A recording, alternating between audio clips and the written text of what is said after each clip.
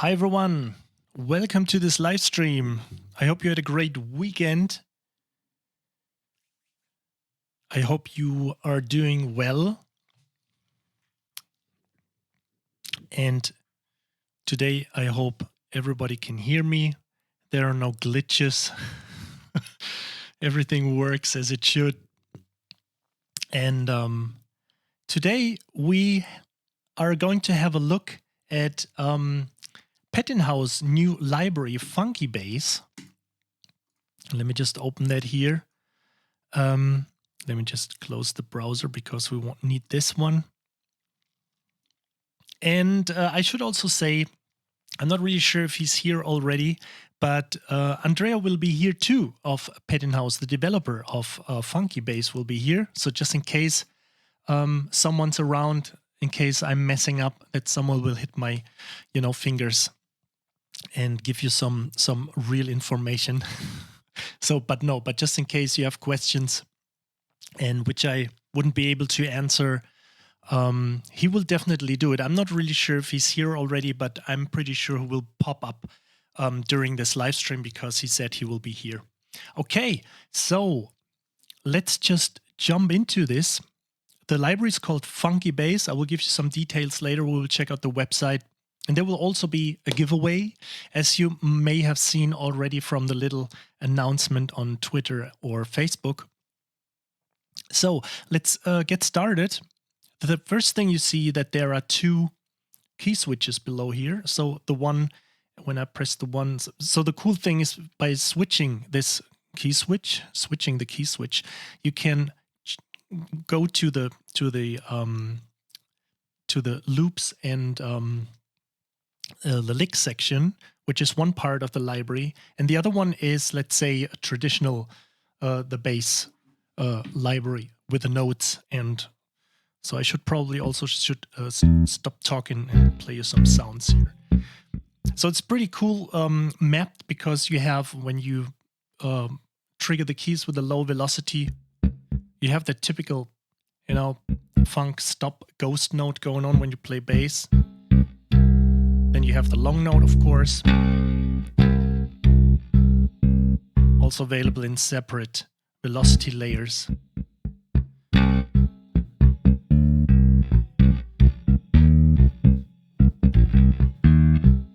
So of course you should have to, or you would have to make it really sound right. We will do that in a bit to program a little bit of stuff, but let's go through some of the I think it would be best to demonstrate all the things here when we have a little loop going. So let's switch back to the loop menu here. And the cool thing is you have a variety of names up here, mostly names, which are, if you're familiar with bass playing, they resemble some kind of a style of the name you see here. So let's just start with Jimmy up here and play you some stuff. I should also mention that if you hit the velocity a little bit lower, you can hear the same notes, the sustained notes, but also these stops. But if you hit it like full,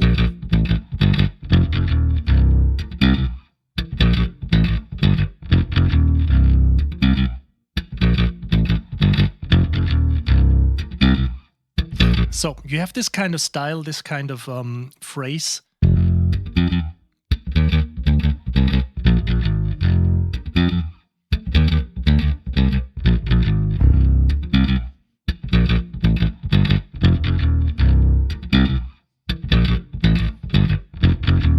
So what's also cool is that you see, this is what typical for me. I forgot to switch my screen. So now you can hopefully see that all right. But I think I have this mini view over here. Yeah, I mean, that's not very kind. Oh, Andrea's here. Hey, how are you?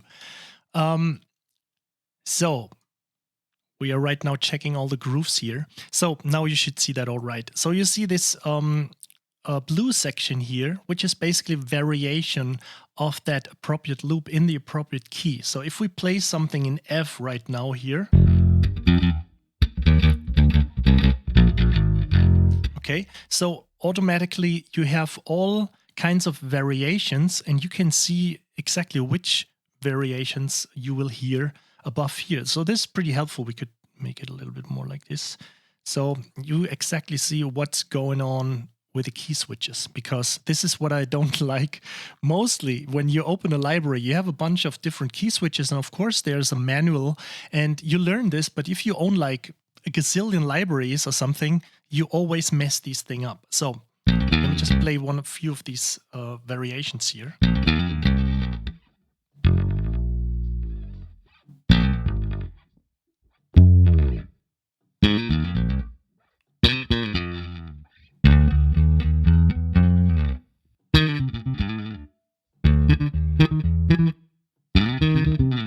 I like here the 70s, the disco filler.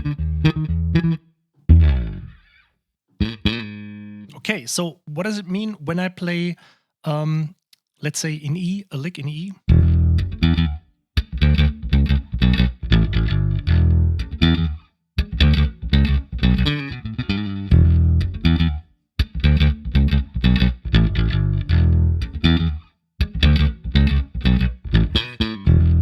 So you can, of course, do a little bit of variation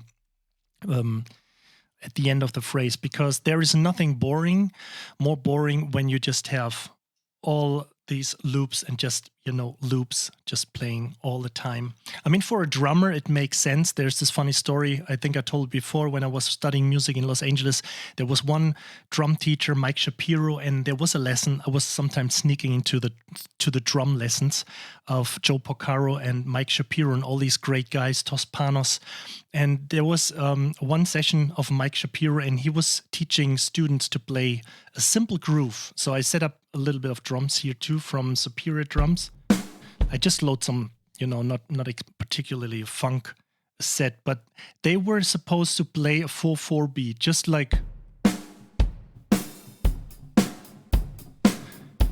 And everybody was fucking it up because everybody played a loop or a variation at the end. So that player, after like 4 or 8 or 16 bars, he was just, fired, next drummer, and then playing again until somebody really made it to play consistently just a 4/4 beat without doing anything.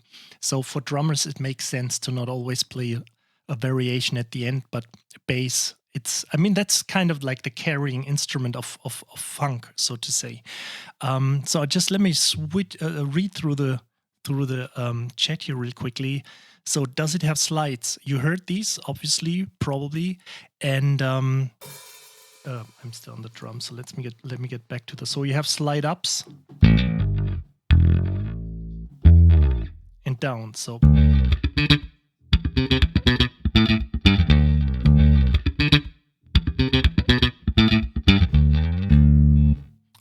Stuff like this.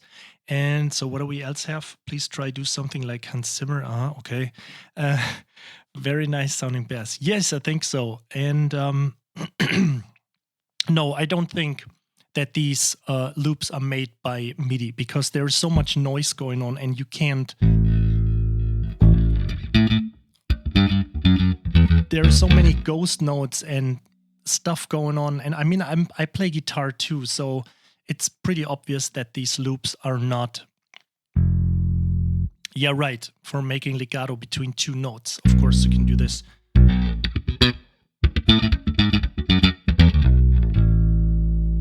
I was.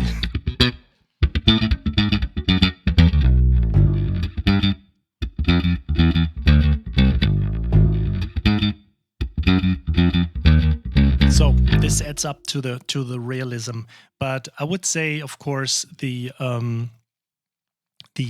loops are definitely recorded.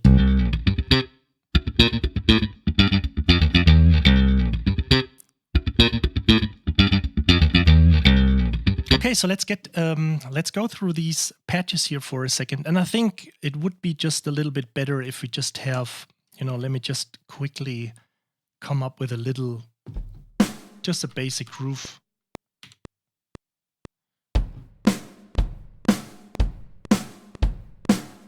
Just something basic, because it always sounds best when you have some additional instruments.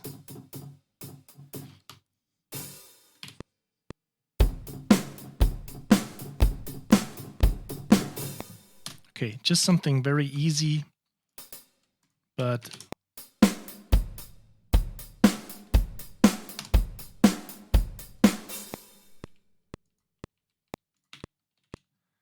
let's copy this 4 bars and let's make it a loop. Oops.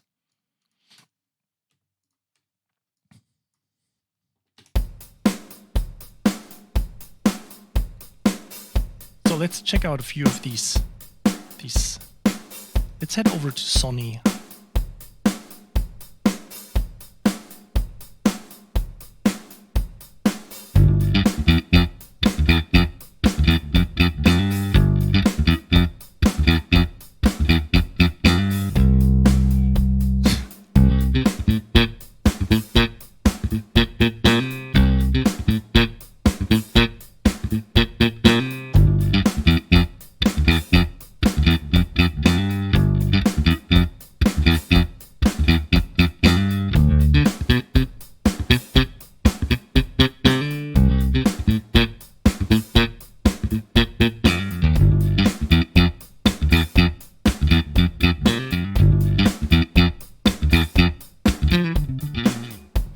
Pretty cool.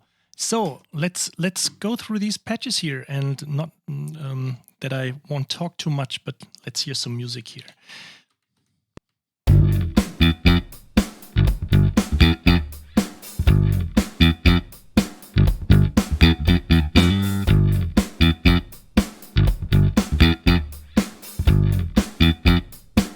Okay, let's check out Luke.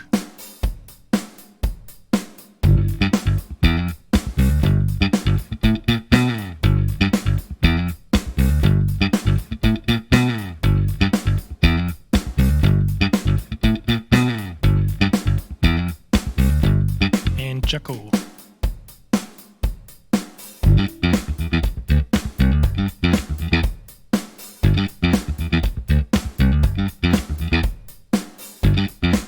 So let's hear for a second without.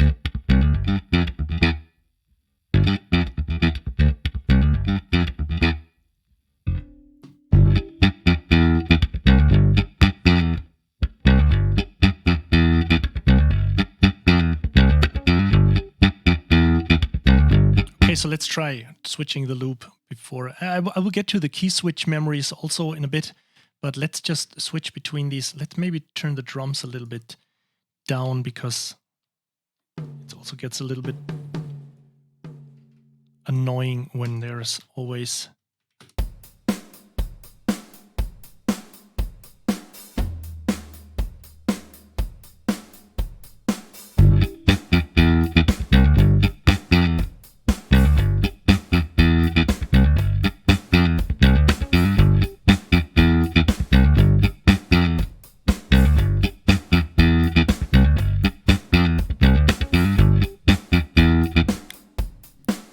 I think I should trigger these.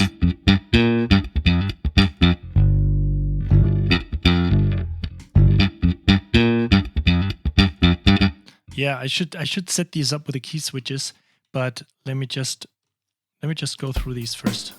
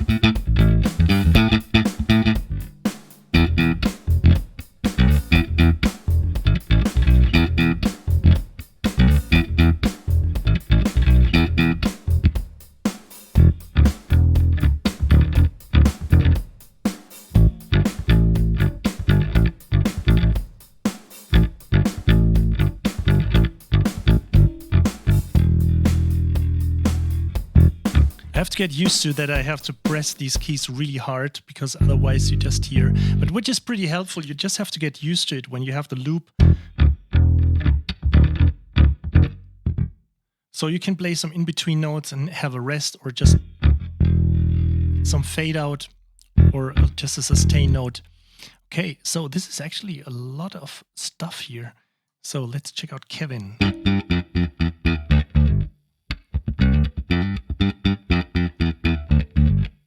And Nigel.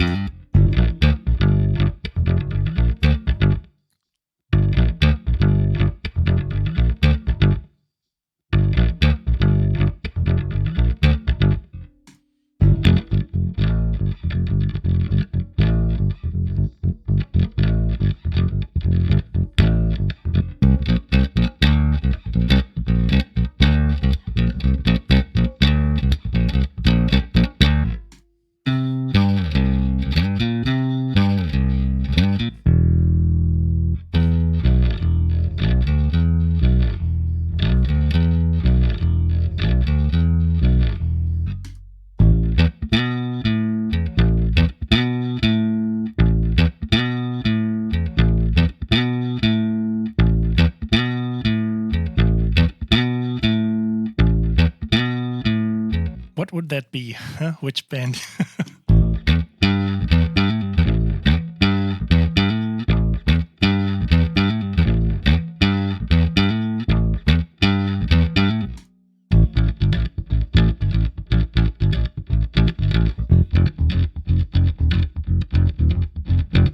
And let's switch on some drums again here.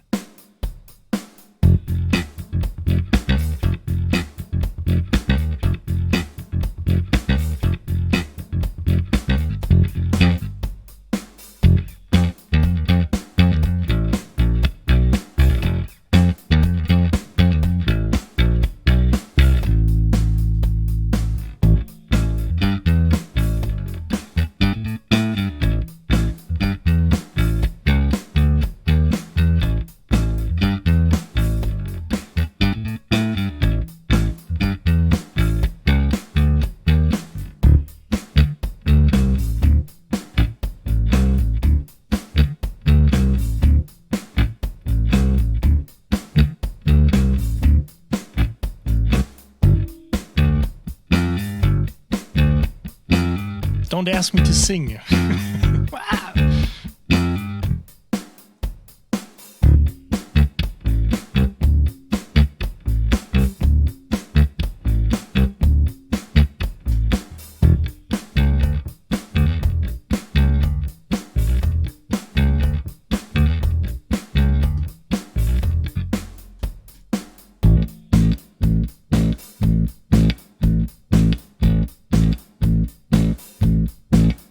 So let me just play that without drums, because this is what I mean. Just listen to this.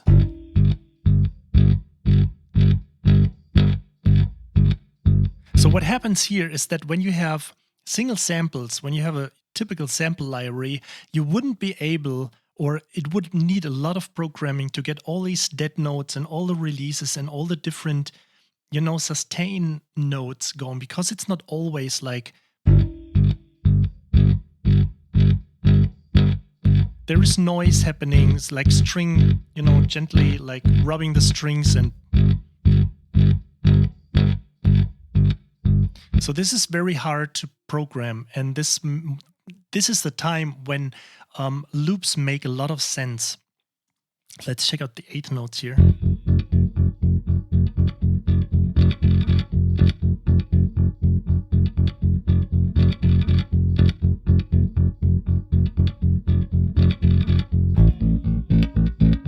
So all this action which is happening, which is considered dirt, when you listen to something on solo and you just listen to the bass, like what is going on in the background? But this is actually all that noise and everything which makes sense and gives all that character to the music and to a track in general.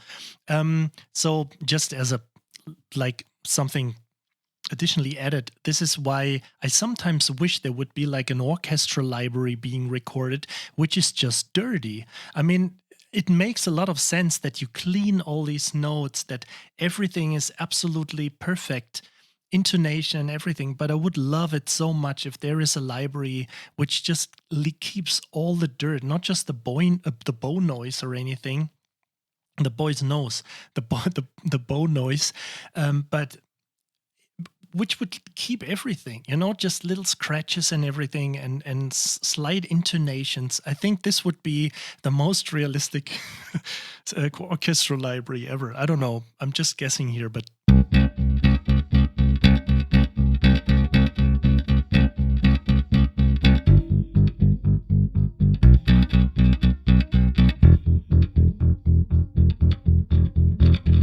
Okay, let's check the 16th here.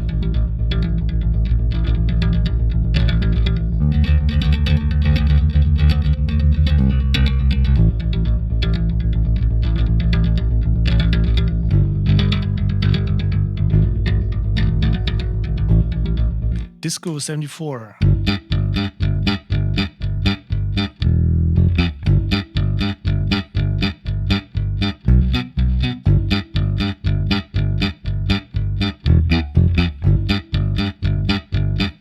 Disco 79.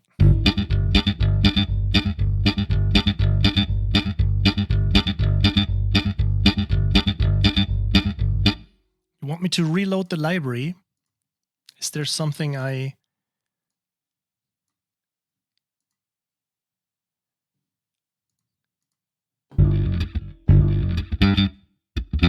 So we were here, Disco 79. Oh, okay.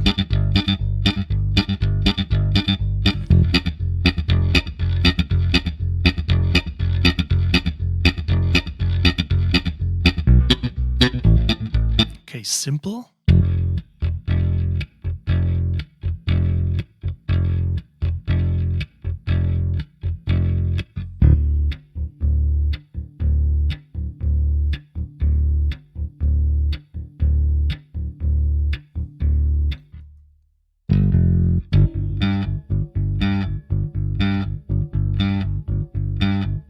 So the same here. When you listen to that, to these notes happening in between, all that dirt,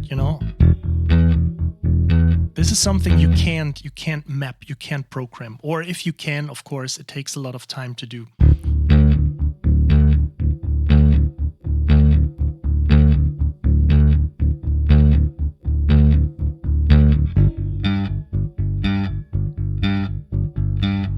I actually wasn't aware that something sounds more dirty, or that a loop becomes that the loop, as you say, it sounds a little bit more dirty after. Does it happen after a time, or did I do something where I didn't load the library correctly? Because I just want to avoid, for everyone, of course, when you load the library, when you play it, that you suggest to reload the library because of that Kontakt bug before, let's say, rendering the track to audio.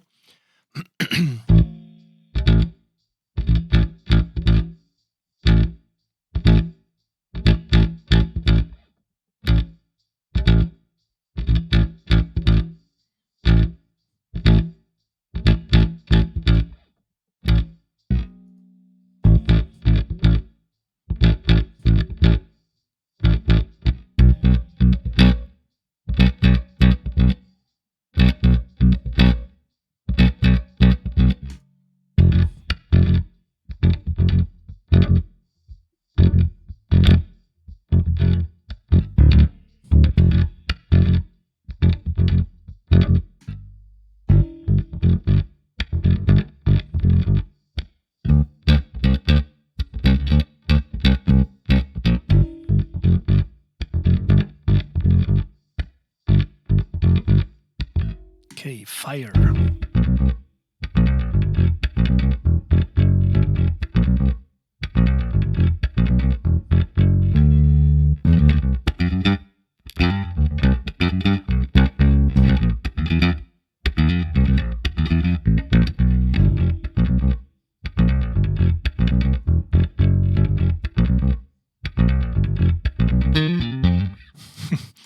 Let's check the wheel.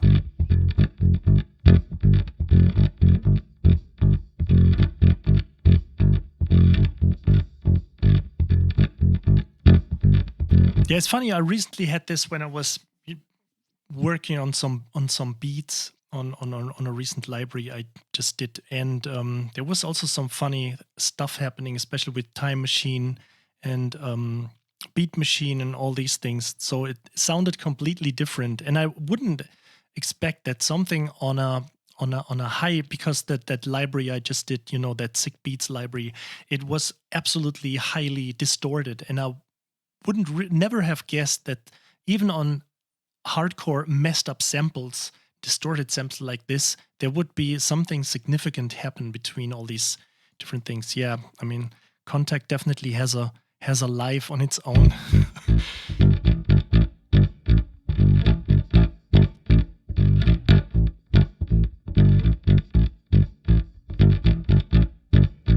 Yeah, I mean, it's probably a good idea because you don't, I mean, on a lot of orchestral libraries, you use something like a purge function. If you don't have a lot of memory, probably it's a good idea to just reload the library, or just in case, also keep in mind for other libraries, if you think that right after loading a library, it sounded more clean, and then suddenly it starts to sound dirty or something, that's not a biggie to just reload everything.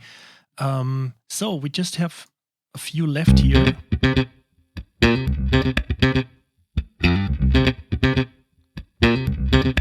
And of course, I should mention that, we talked about this already, but if I change the key tempo to, let's say, 105, so also the tempo changes.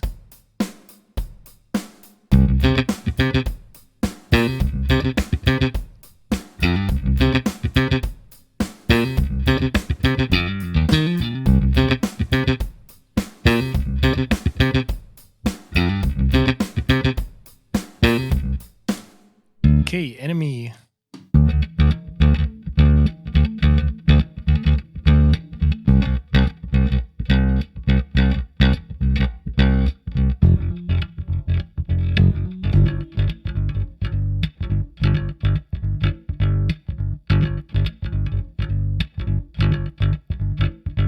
Well, it's with drums again. That's a little bit too slow for my taste. Let's back to 115.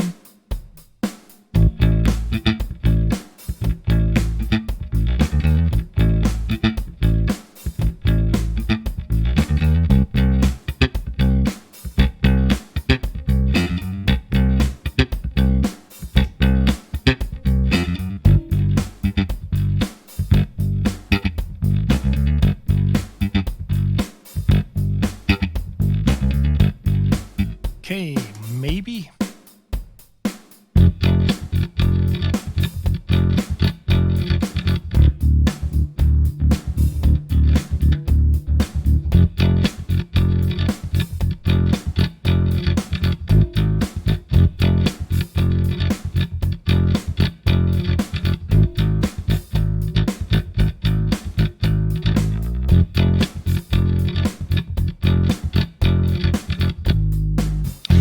Just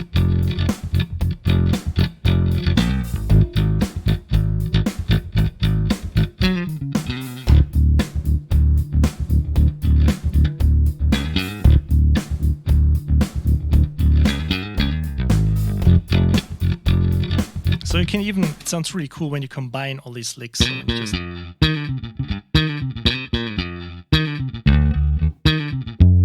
So slide always sounds good when you have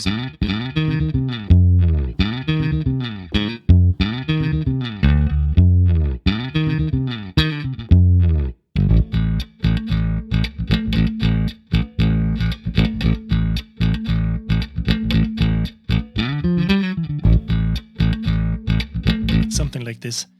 But it's a lot of fun. I'm the guy who is not really like the best keyboard player, as I mentioned probably 5 million times before.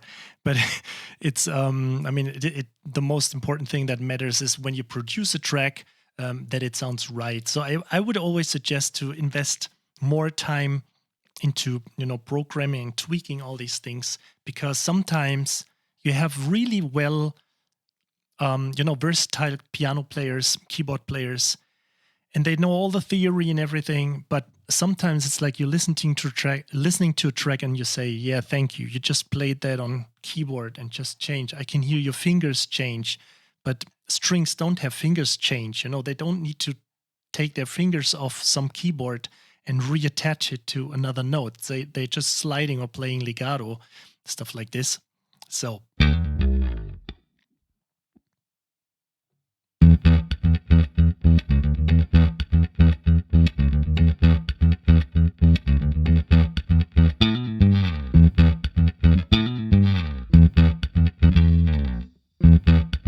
Yeah, probably press something like this, like 2 fingers, 2 notes. And we have a little intro here.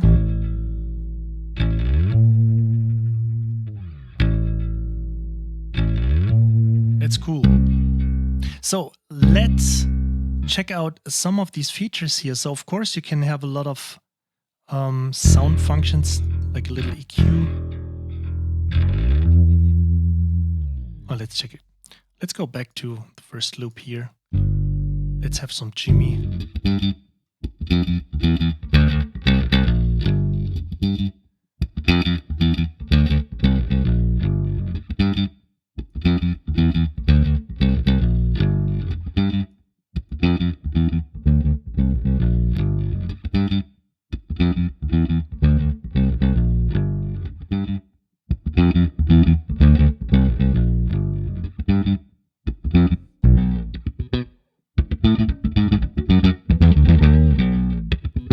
What's also pretty cool is that you have a little wah-wah going on. So if you just press this, you have the wah-wah active, and then you can press the mod wheel for up and down.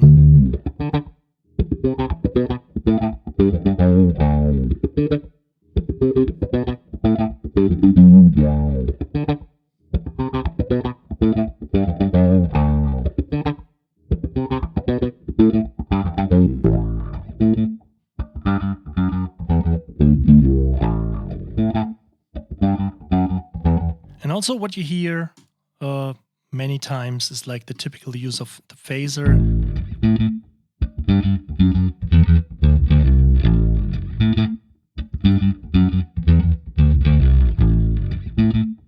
And some chorus.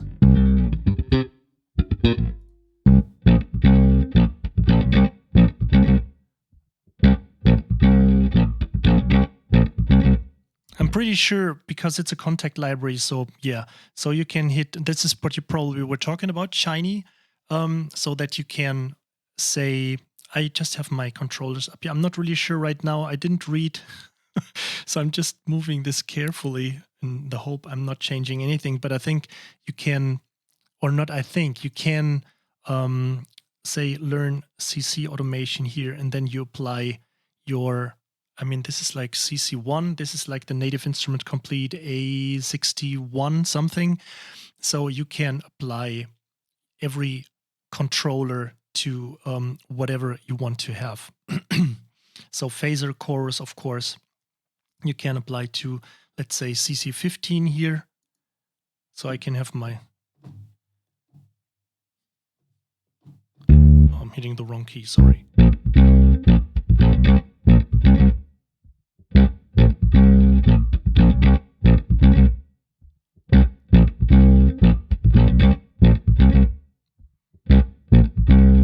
So as long as you have a controller which is has a lot of MIDI controllers or some MIDI controllers, then you can just hit right click. You can basically do this with every Kontakt library that you can MIDI learn CC automation. Then you can apply it to whatever you want. So I think if I just hit here, I could even turn the wah-wah on and off with, let's say, what is the last thing here? CC21. So I can, yep. So I can turn on and off the wah-wah while playing.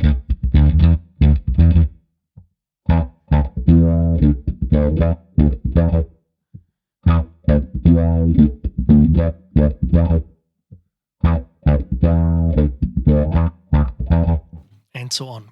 So let's check out, we still have a few pages here. And this is really what I really like. Really like it. what I really, really like is that you can have the same, that you can just have the dry signal. And then no amp, which is probably the I just messed something up. So, and which is probably just DI signal. Just have to switch to loops. Okay, I can just switch or pick the sound here, and then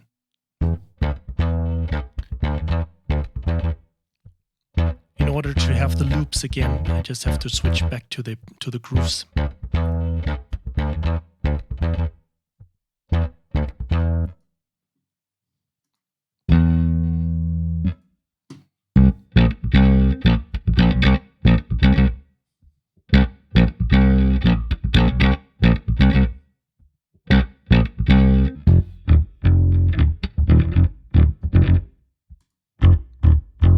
So, but you obviously wouldn't switch amps in between playing, okay? So it's not, I've never seen that on stage. Somebody's like unplugging his cable, or just, you know, maybe with a pedal or something. But I mean, usually you pick a sound and then you go. Then you just switch whatever you want to do. You hit that mark sound and then switch back to, so, I mean, you can check that sound out here.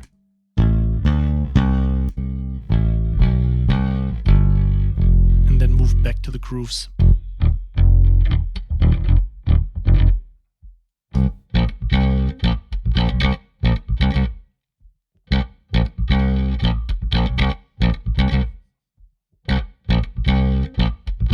And also, as far as I understood, you can hit latch, then you can just, this probably makes most sense when you hit back to, that you can just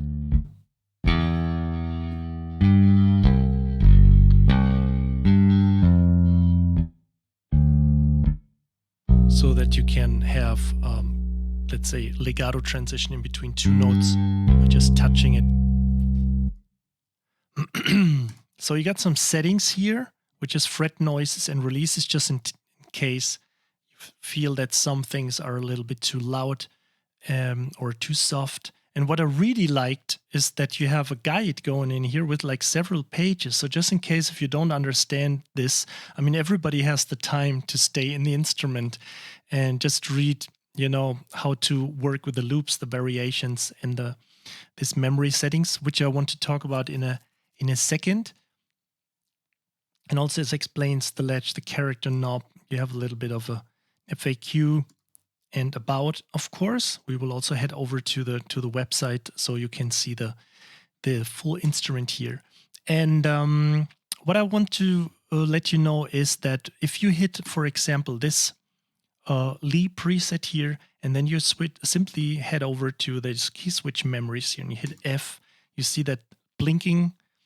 I think you should see that because of the chat. And then you know that you have the key switch F. You have that Lee preset assigned to F. So just in case if you want to real-time switch between, let's say, Lee and Jeff, and then you hit F, let's hit G. So now if you press F, you are at Lee.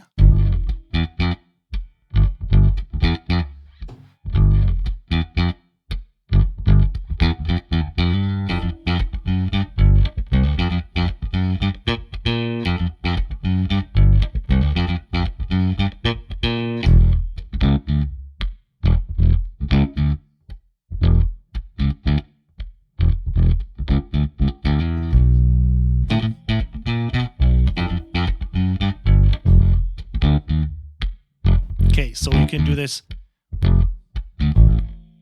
You can do this with several things. So basically you have all these keys here, and then you can, let's say, go to Mike and put that to A, and now you can switch between Lee, Jeff, and Mike.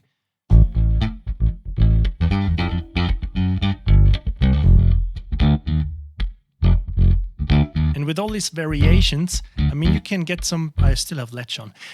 With all these variations, you can get some really cool stuff going.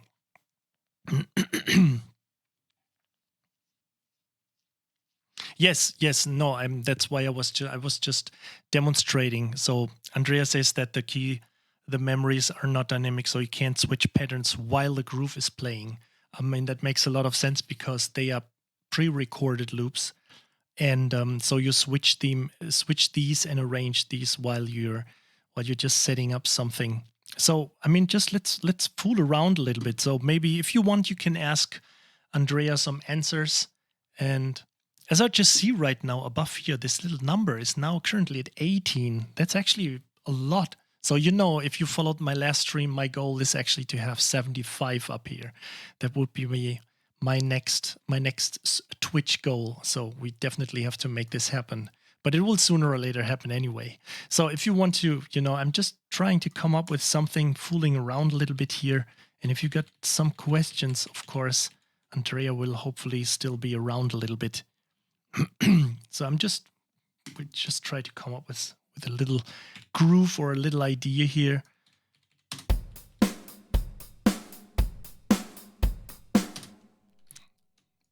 Just some little part. It's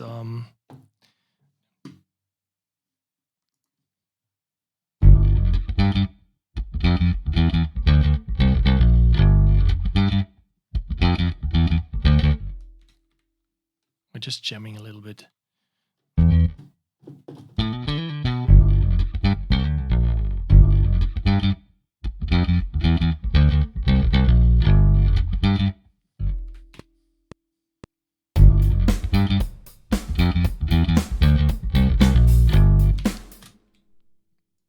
So I just try to come up with a little bit, maybe use some more libraries, because I think I could add a little bit of,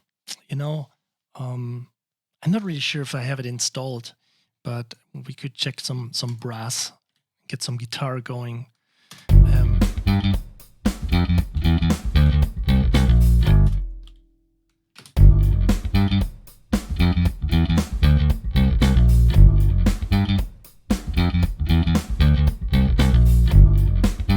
Let me close this for a second and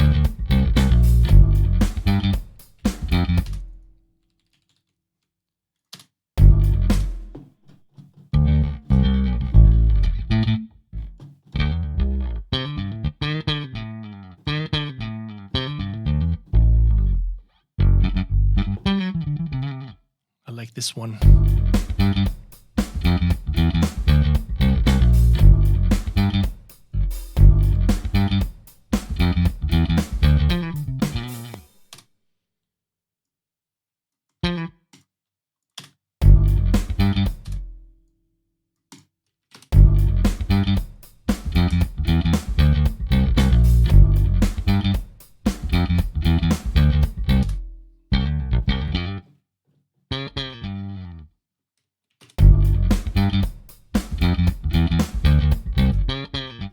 Oh, yeah, okay.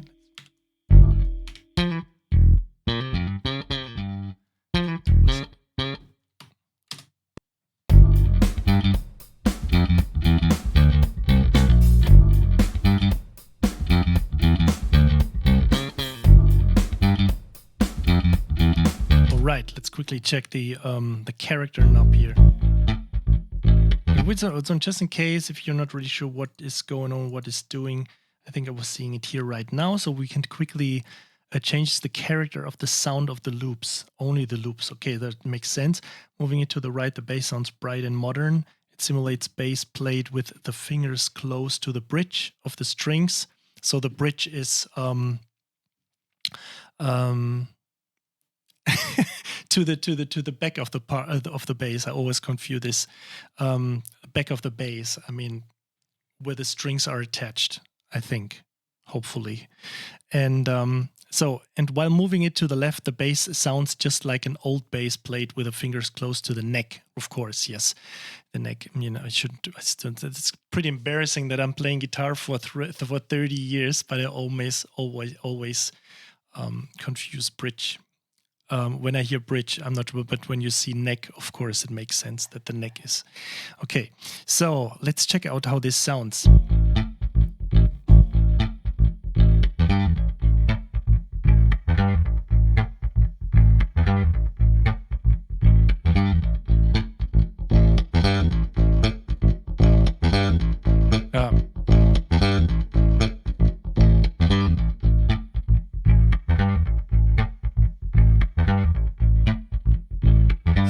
have some authentic.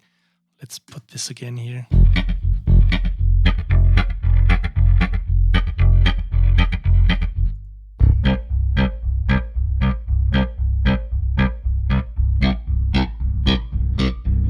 I mean, it sounds funny when you just change it in real time because the ear has to get used to the sound. But if you initially start with something like this and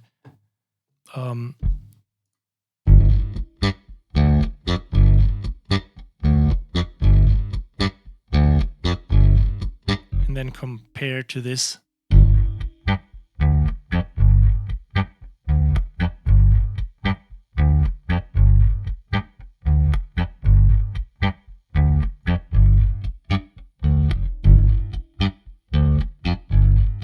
So I think I just have to make sure to reload the library again for a second.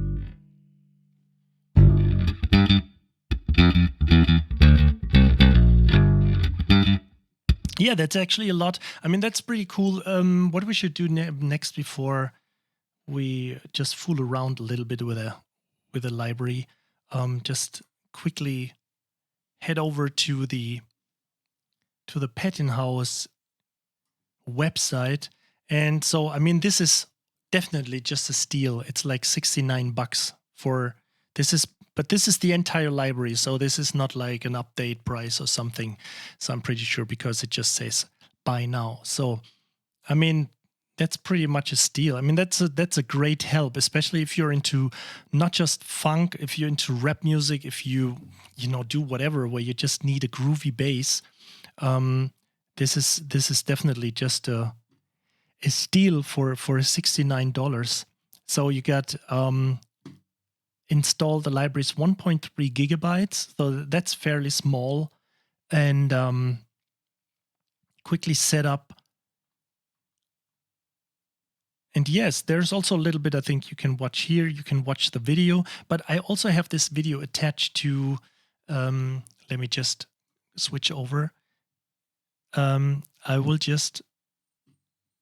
just wanted to let you know that Andrea was so kind to provide me with a copy, and I will just give you the link.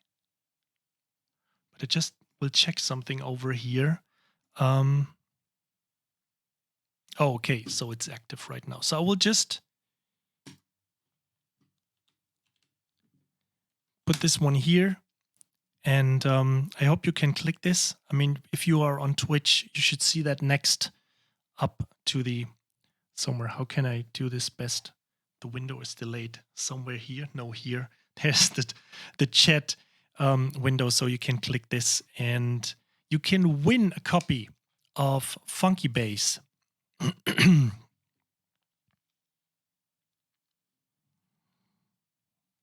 Yeah, there's also...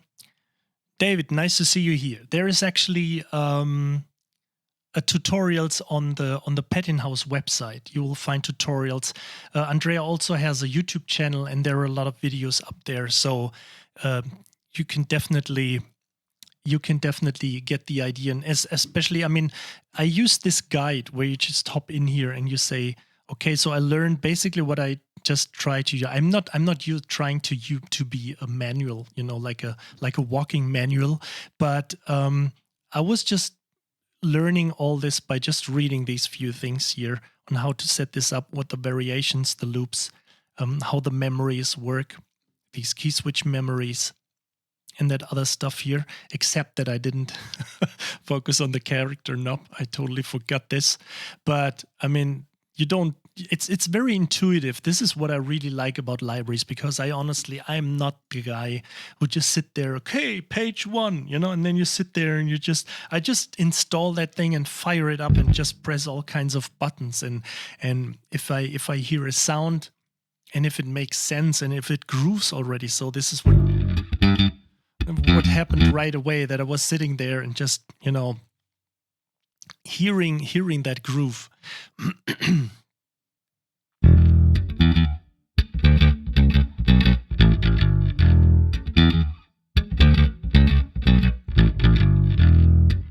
Yeah, I couldn't sit all night and whip my head, and it's like, let me just, try to come up with something and just fool around a little bit. So try to make some music.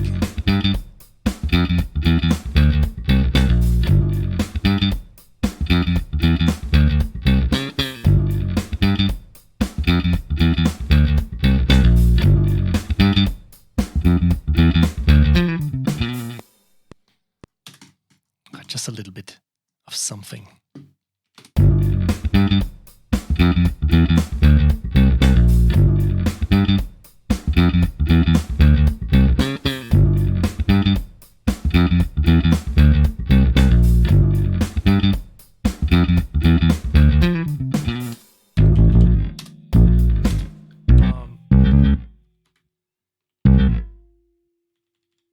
Sorry, we had it. So C.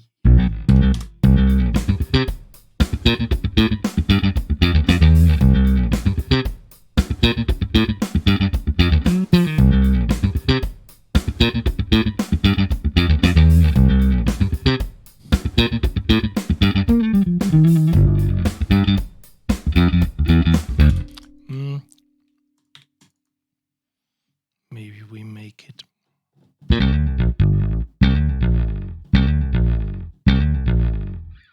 Let's use this one.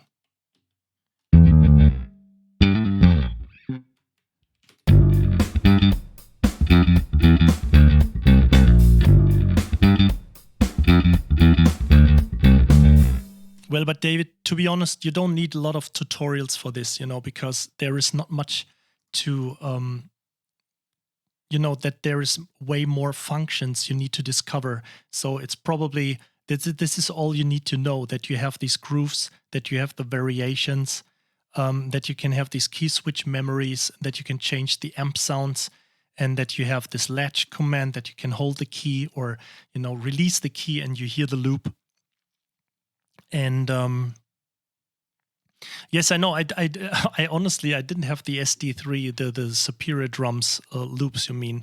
I don't have them installed yet because I actually just work only with currently more the hardcore libraries like Modern and Massive or the Periphery 4 stuff by GGD, but so I had to install Superior 3 to make it a little bit more natural and not to, get something like with Genty metal-like smack libraries. So it all fits a little bit. Yeah, but I mean, it's pretty self-explanatory. If you just get the grooves, there is definitely, I wouldn't need any other tutorial to watch. And just in case, David, if you just missed anything of that video, you can, rewatch this later on YouTube, and you will probably understand it all within just watching it. I mean, of course, this is not an entirely, like a tutorial video focusing on all these little things. But if you have a few 10 or 20 minutes, you will probably get everything.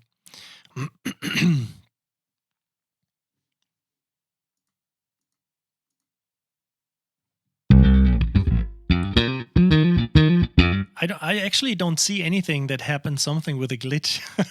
I mean, your eyes are pretty, probably way more focused on all these things right now. So let me just come up.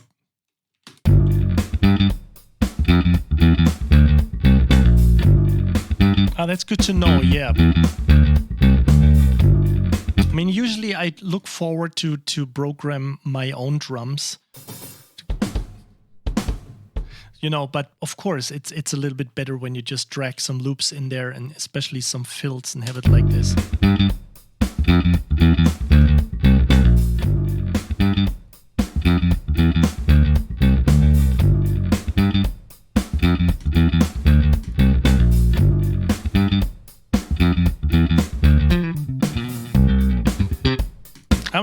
Let me just grab my guitar for a second. I feel like, I'll be right back in like 10 seconds.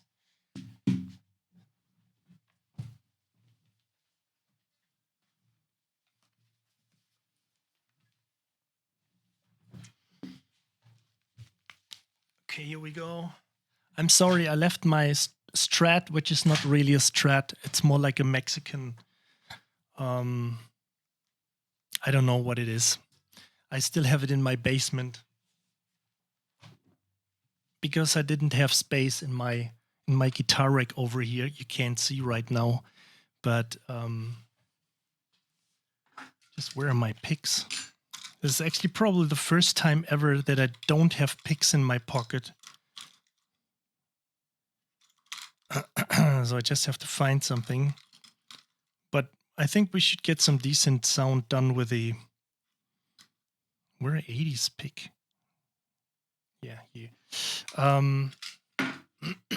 We should get some decent sound done with this guitar, even though it's like more suitable for really hardcore, merciless, genty stuff. It's not even standard tuning, but I think it's enough to just add a little bit of...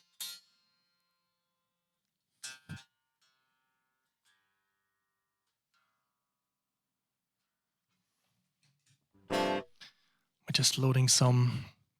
Let me just load some stuff here.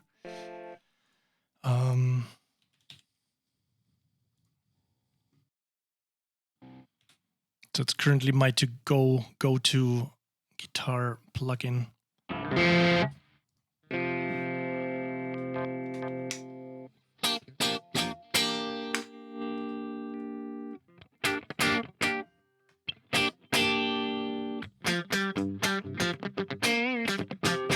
So it works. I think it works.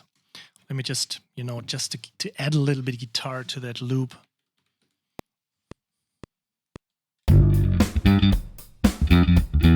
Let's play a little bit faster.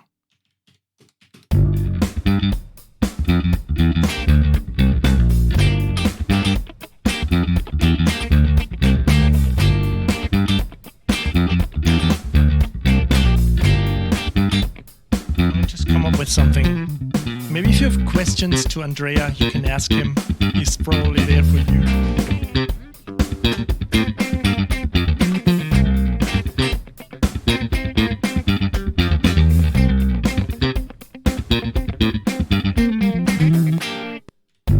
Just have to practice a little bit here.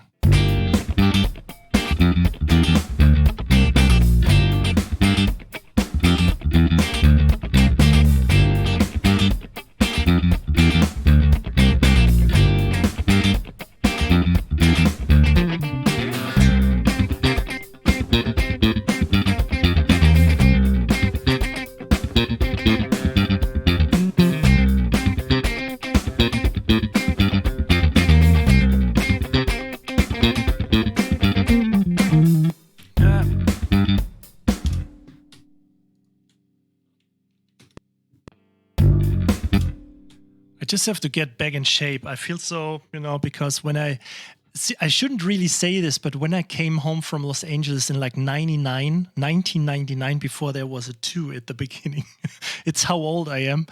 I think I really stopped practicing because I had so many gigs and jobs to do. And this is also something which will happen to you, just in case if you are playing an instrument you're currently learning, you're an aspiring composer, and then you get into the business, and this changes from,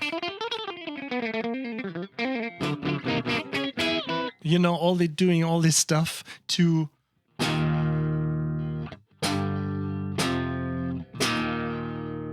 so this is what you will play for the next 20 years. So just in case when you have the chance, to freak out a little bit.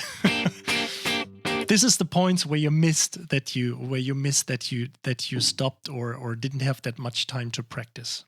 So anyway, just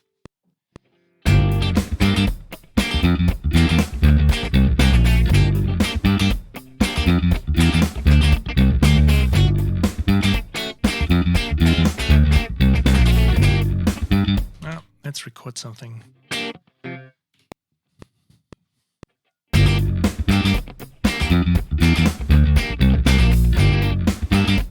Nah.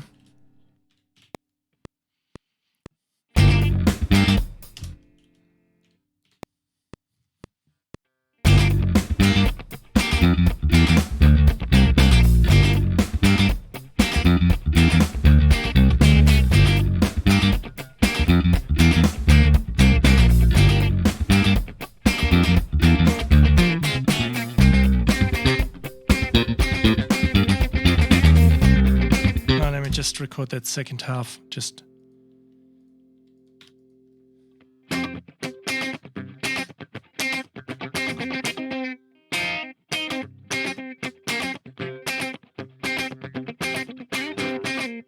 Something like this. Let's see.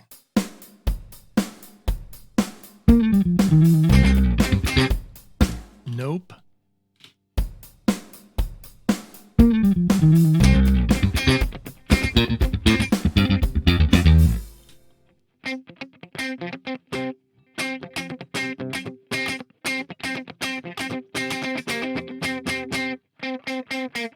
So this is the typical other thing for guitar. If you just, I think as far as I've seen, Andrea also sells, guitars. I think I've also seen a funky guitar somewhere, but this is also the thing you can't do with when you do this with samples. So you have to have loops or a live guitar player.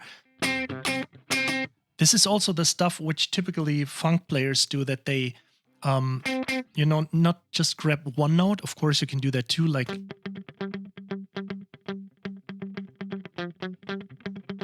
Mission Impossible, but also if you want to make it a little bit more aggressive.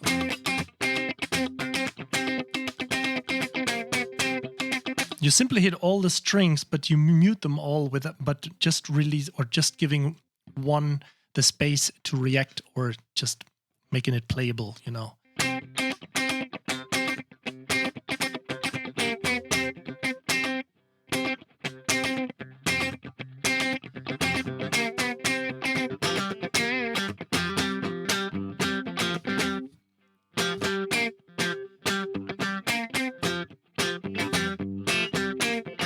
I always forget song titles, but this is probably the one where I think it's Brick House. Is it Brick? I don't remember, but this is like.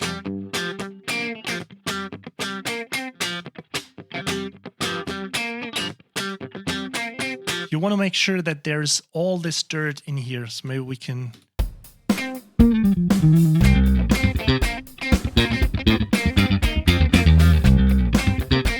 Let's do some sound alike without receiving a copy claim.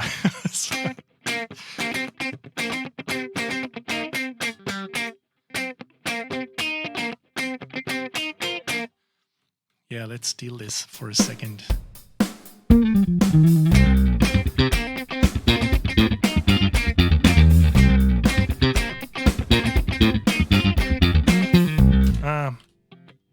Wrong note.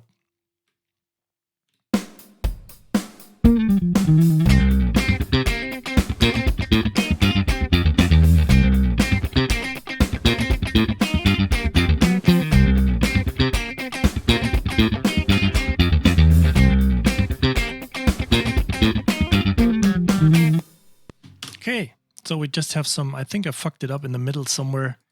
I'm usually pretty picky when it comes to this. So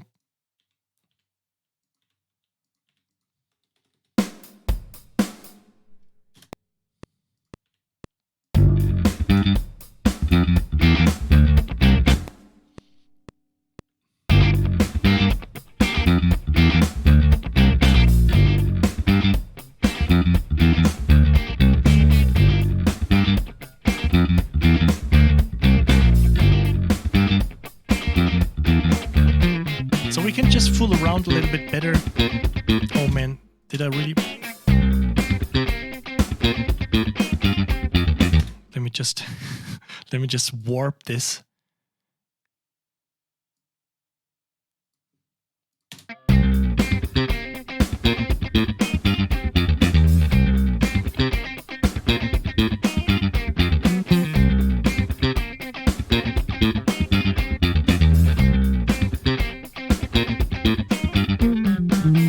Yeah, it could be better, but I think for now it should be okay. We can just, let's get back to the bass. Let me just switch my guitar back here.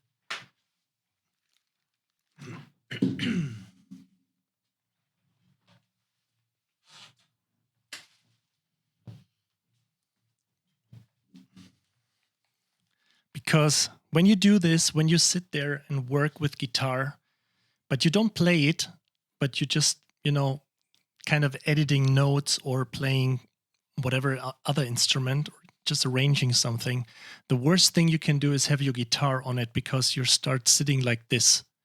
And then your back will thank you like 20 years later. I did that too much.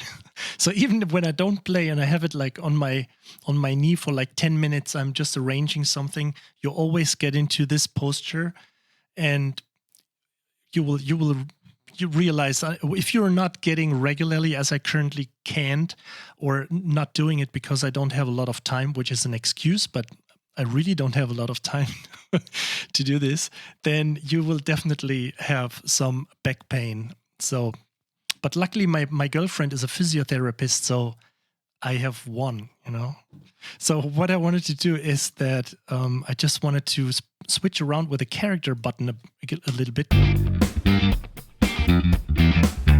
So you can hear how this entirely changes.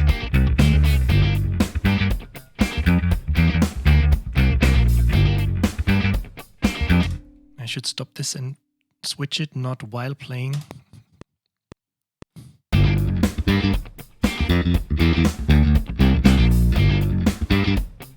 It's a little bit too loud.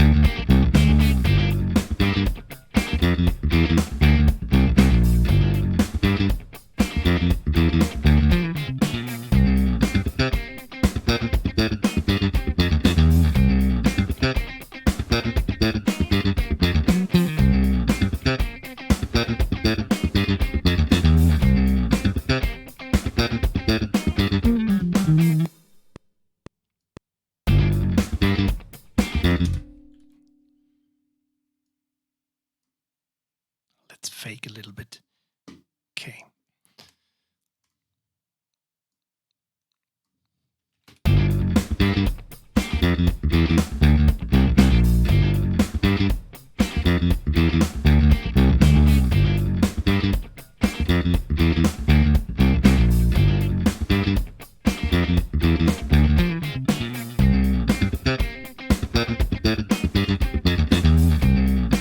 Well, let's glue this a little bit together.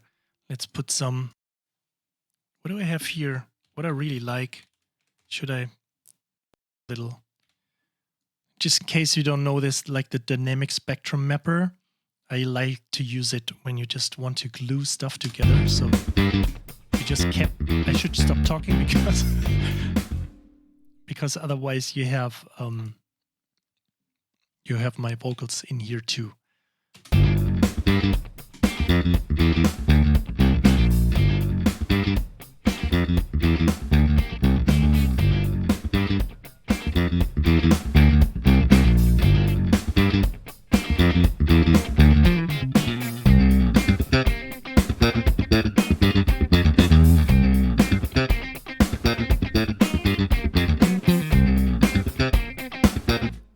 And since we are here, let's just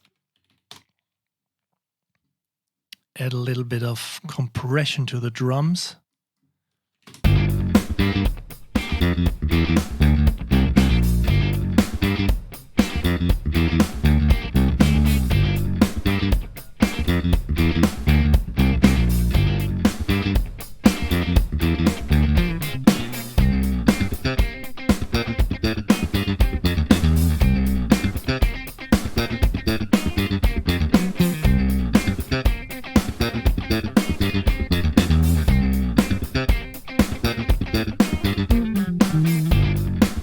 Yeah, right. So we can quickly go in here and say,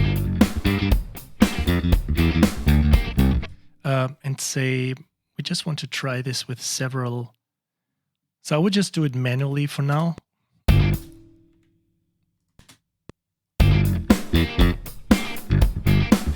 Well, let's cut it up a little bit more because, I think it's, yes, I already have like 4 bars only. Okay, so we can easily do this.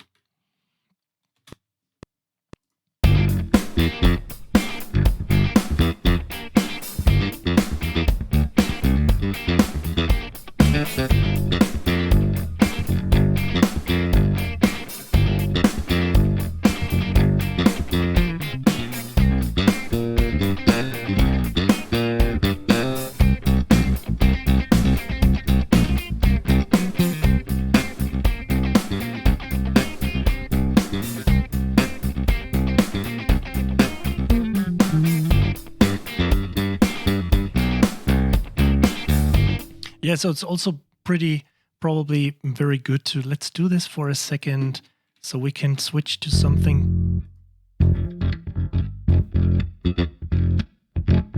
So we could just...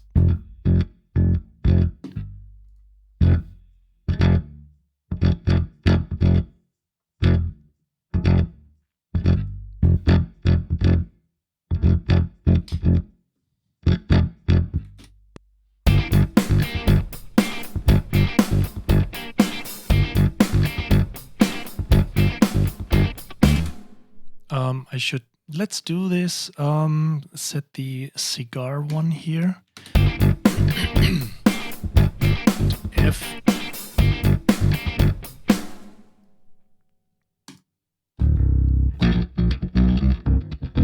Okay, let's lose this one and let's put it to G. So now I can at least come up with something.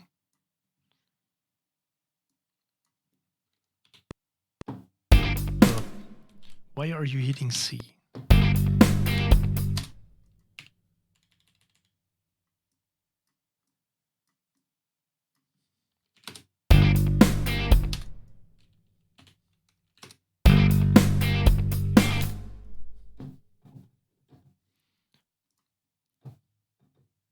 What did I mess up again? Oh.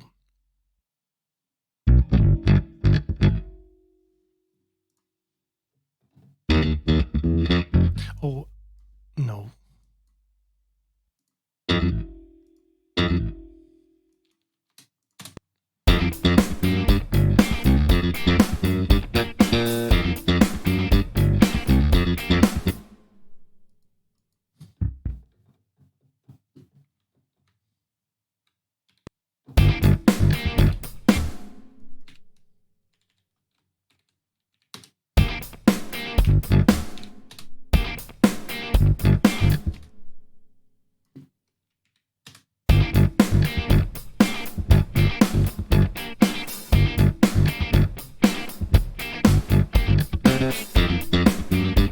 No, I just... Okay, like this.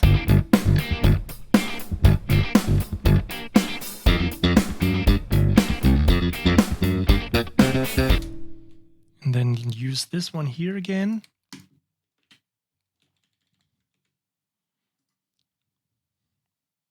Ah, Alex, this is a mess. Just clean up a little bit here for a second.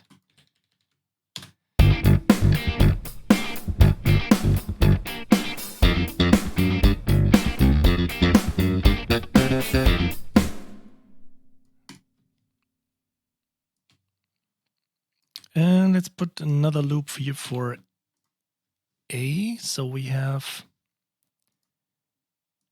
Jeff on G. So let's put Roy on A. Okay.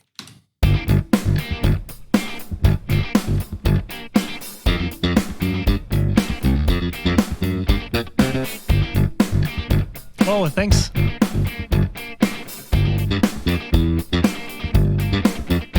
Tell Gary all the best and thanks for saying hi.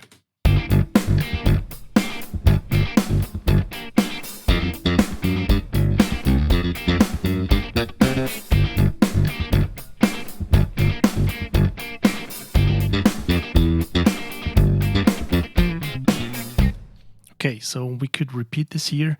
And then we have a much more beautiful setup here.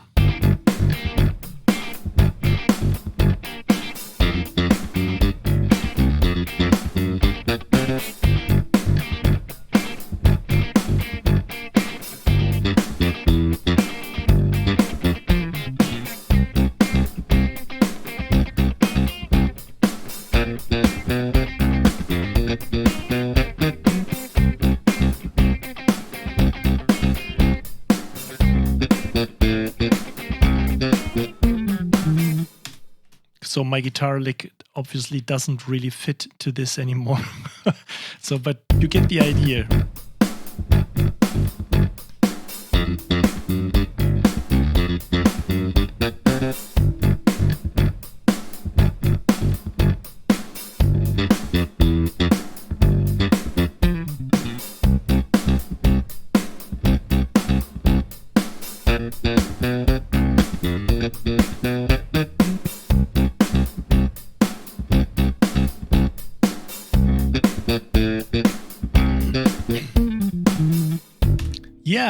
So I think you get the idea, and I think just for everyone who missed it, I probably want to post this again here.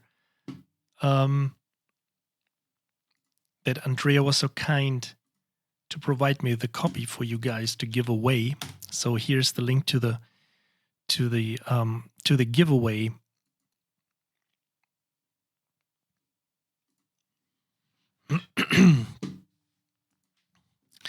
Let me because I don't actually. I have the click on all the time. Oh, I know what you mean. Okay, so I mean, it doesn't matter. So we can change. We can just save the preset, and yeah, I mean, we can just recreate it real quick. So I had not Peter, Paul, and Mary, but Cigar, Jeff, and Roy. So we can just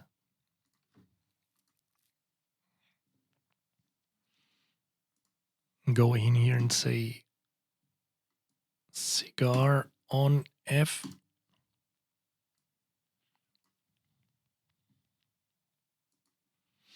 Was it Lee?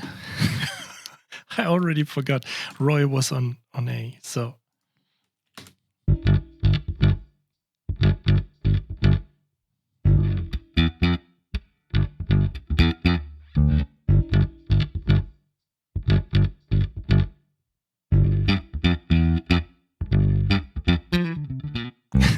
thanks, Gobi boy. I just try to, No, I think I should really give credit to this awesome funk guitarist. I had the pleasure to study with. It was Linda Taylor. She actually played with Tracy Chapman, and I'm not really sure if you know Linda, but if you are in LA and you know some funky guitar players, you definitely know Linda Taylor.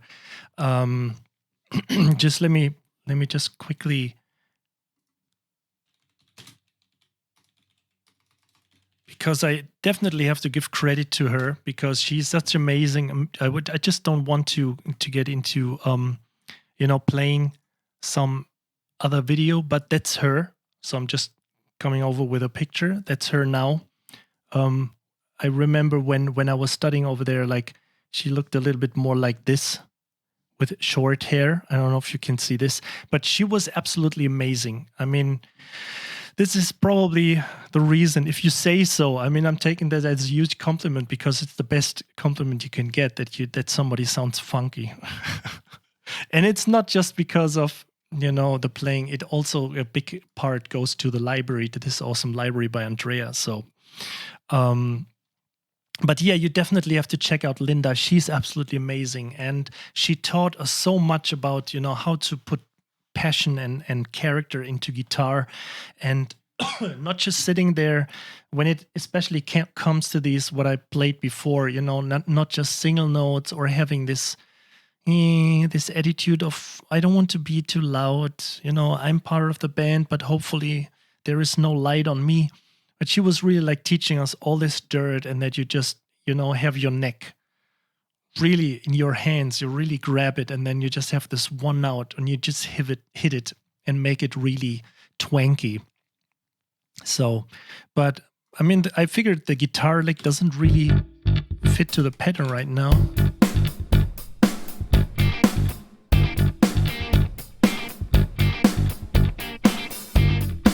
Yeah, it's okay.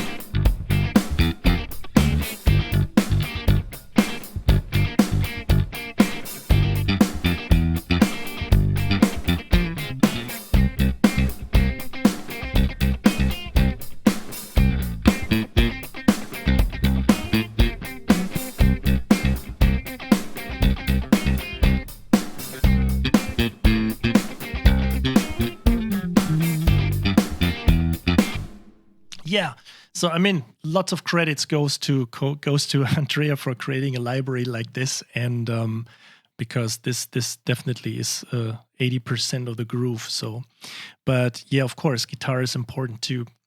But yeah, so just in case you don't have any questions, I mean, feel free to ask Andrea about funky bass, and I hope there will be way more coming.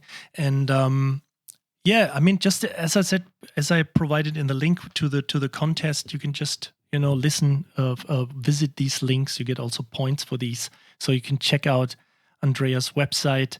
And just in case you wonder, there is another thing, little prize. I will just quickly introduce this. It's something completely different, but it's also connected to guitars. But this is a little library I created a long time ago, which is actually Osmium Clouds.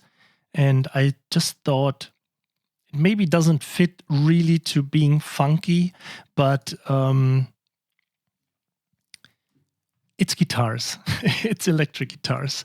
And the cool thing was that I recorded the licks with not just doubled it, because the typical recording of electric guitar is double, so mono signal left and right, but I quadrupled it. So it's basically two signals, two individual guitars left and two individual right. So if you want to listen to just a little bit of that, this is basically stuff like.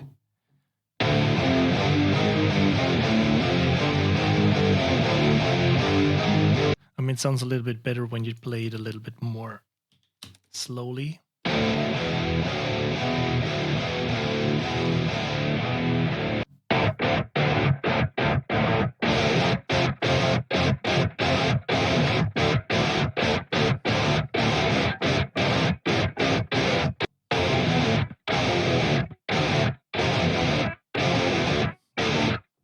I think I have some. Oh, we have a new follower. Mike, thanks for following me.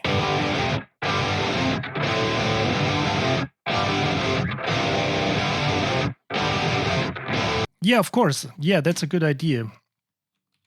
Why do I never have these ideas? So we can just help over it just quickly. Maybe just move this over.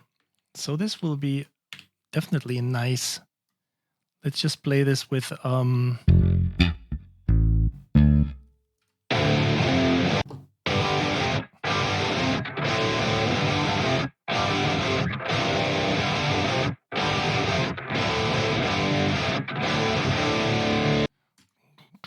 okay, so we can just set up the 8th pattern here.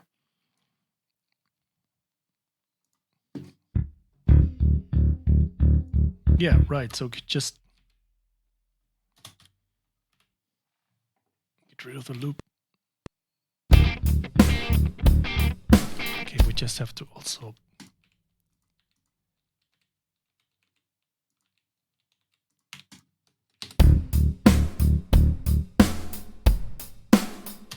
Okay, let's make this one pattern.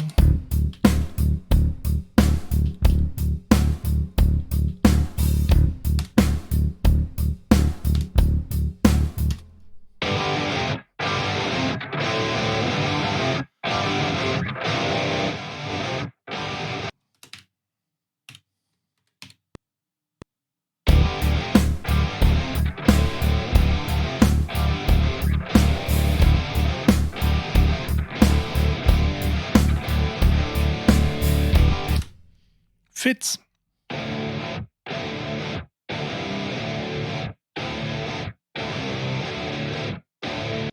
I think I recorded all these loops in D, in drop D tuning. But there you go. I mean,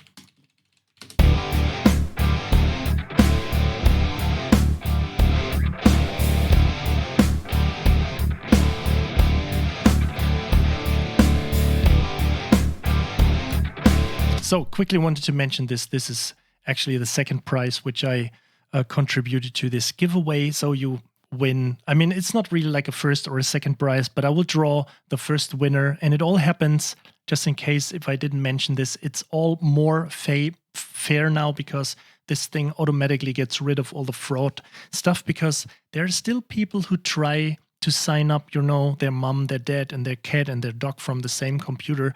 And this all results in the same IP address. So all these will be kicked out. I show no mercy. No, it's just necessary, because you see like entire school classes or something, just from one computer, and just one guy heads it over and passes it over to the other, and they all sign up, and then they introduce fake emails. And so I really have to take care of that.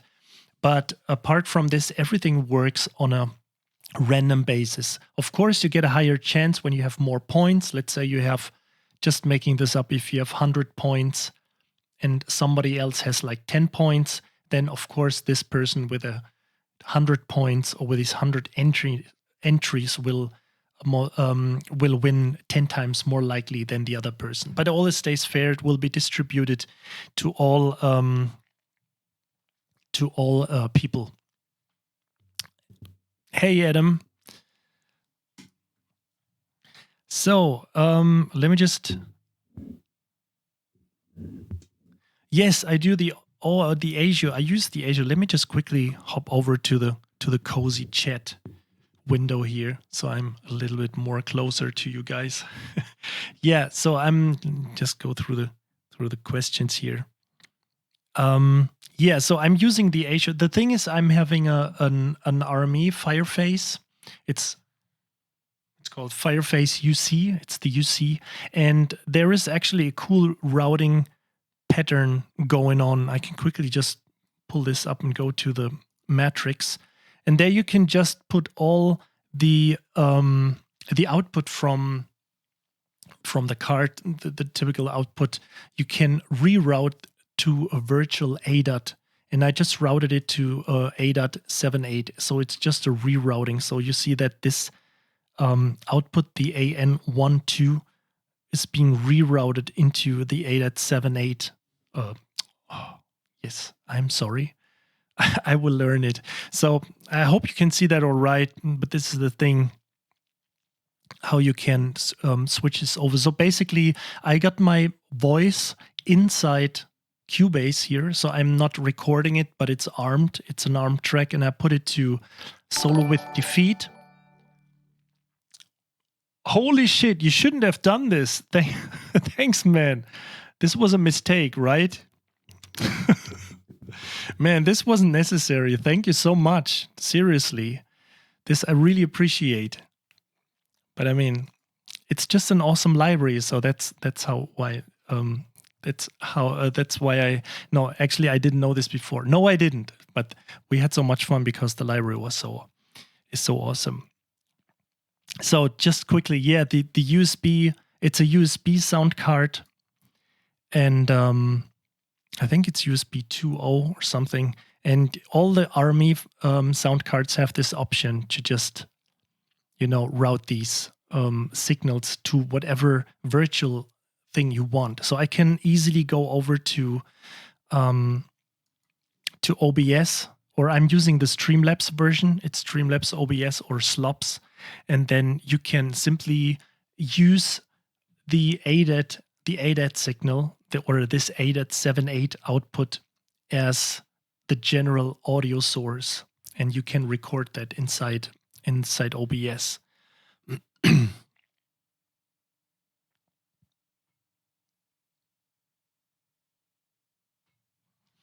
Yeah, it's pretty tricky actually. I'm not really sure. It depends on sound cards. I know that I think the Focusrite sound cards also have an option to just reroute the signal, but there are some others where you have to use some kind of Azure for all or something, and it might also be a little bit more different on Mac, because there's all this internal, the core audio and the core MIDI stuff going on.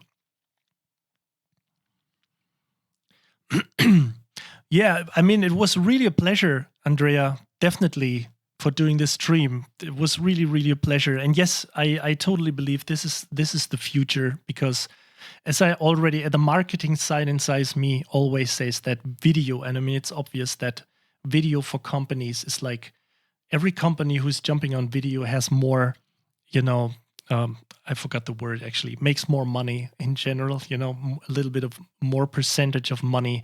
And of course, definitely live streaming is so much fun, because I mean, I'm doing these videos for like 15 years, probably. I did my first video in 2003, 2005, something. for I think Storm Drum 2, and it's actually so much fun, so much more fun to do this live. And I just started in January, and also the community is pretty cool because you can chat with everyone, and you can talk to everyone. And you can re-record this later on and export it to YouTube. So it's definitely a lot of fun. And instead of sitting in your own four walls and just recording some video and pretending to talk to someone on YouTube, which you don't. So it makes it all a little bit more, more like a little bit more of a show. Yes. So yeah, definitely will be the future. I mean, I hardly don't watch TV anymore. I have some Netflix and Amazon going, and if I want to check something, I will check some Twitch channels or some YouTube channels, and this is basically everything I'm watching.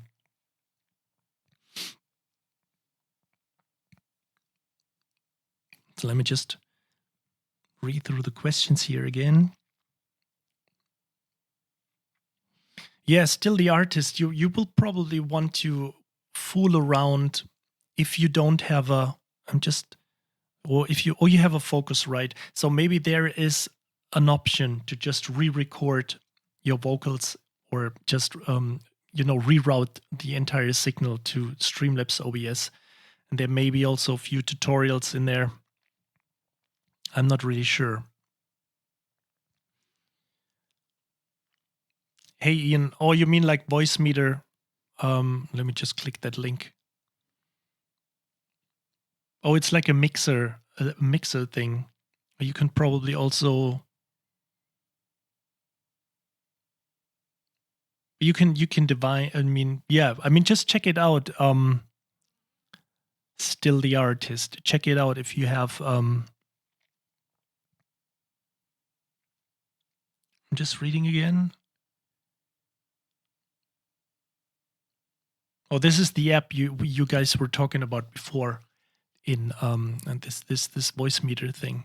Yeah, I'm pretty lucky. I was pretty lucky because I had this this feature in the RME sound card, so I didn't have to worry about anything. I was just rerouting that bit to, let's say, my computer or this sound card output, and I can use it also in Camtasia. So this is basically how I recorded all my previous videos, and I'm with the RME sound card since like 2008 or something. Well, this is actually the loopback feature. If I just go back, let me just quickly pull that up. You can see if I go to the mixer view that I have. Don't let me hit the don't let me hit the talkback button. So, but you see that the loopback function is activated. So this is actually, yeah. I don't know exactly what it does, but it reroutes the signal properly. So this is how I do everything. And the most important thing is that I don't have, I mean, there is this disadvantage when Cubase crashes that you don't have, if it would crash right now, I would just probably have to do something like this or switch to my be right back scene.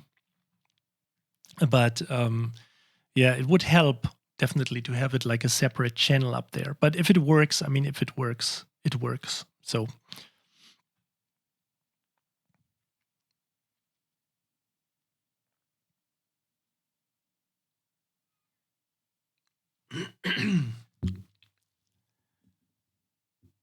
Jurio, yes. I know this is a loaded question, but do you have any advice for someone who wants to get into sound design, like a place to start? Well, to be honest, I would watch as many tutorials you can get. I would just soak everything in you can do. And of course, the best would be to have somebody around you who is doing this, but this is hard to find. So you would actually have to travel probably to another country to visit somebody who is doing sound design. But you never know. Maybe somebody lives in your city, and you simply ask these people if you can just if you would be able to spend some time with these guys. But the best thing you can do is just keep doing it. So if you watch tutorials and if you really want to get this going, then you will become better.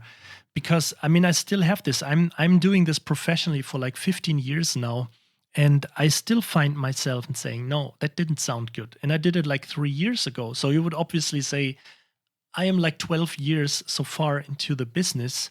Why does my track sound like crap? Which I just heard like 3 years back. So it's definitely kind of an evolving process. So I would just start doing it. I would also suggest, if you really feel like it, to get a YouTube channel going and describe what you do, and also ask for questions. So you provide the information you already know, but you also ask, you don't feel shy for asking a question about sound design. How would you guys do this? And I think this is a better place to ask, because people would feel spoken to, because you're doing a video about it, and not just go to a forum place. Because, I mean, we have to be honest here. Sometimes you find a lot of people of course, you find a lot of disappointed people and people who are hungry for trolling, for posting trolling comments. But if you ask this in a video, usually you should get a nice response. I mean, don't give a fuck about the trolls or the negative comments anyway. So, but if you ask a question on video, somebody probably feels, triggered to just give you an answer, or what if there is a tutorial happening, just as it happened right now, that somebody has problems to get the audio inside Streamlabs or OBS, and Ian posted that tutorial. So this is how it happens. And also what later on happens is that you can see, if you develop with your sound design, that you see how far you have progressed, or that you got better over time. So this is pretty cool to do so.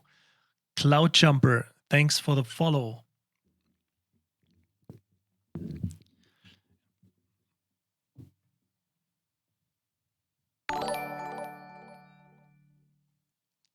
And another follow, Jurio, thanks for following. Wow, my life summarizing in like 1 to 2 minutes. So thanks for asking. So to make it really short, I tried to make it really short as possible. I just wanted to play metal guitar when I was 14 years old. I was watching Headbangers Ball. I was watching Whitesnake, Steve Vai videos. The first time I saw Steve Vai, I was like completely pumped, because that guy was so awesome, not just from playing guitar, but his entire character. So this was probably the trigger that I said, I just have to. No, actually, it happened with 12. And then with 14, I got my first guitar, and, I totally sucked. I actually sucked for many years, because I had to play so much video games after school.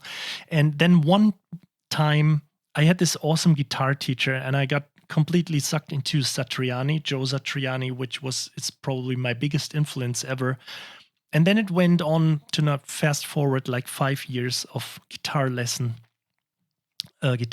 private guitar lessons.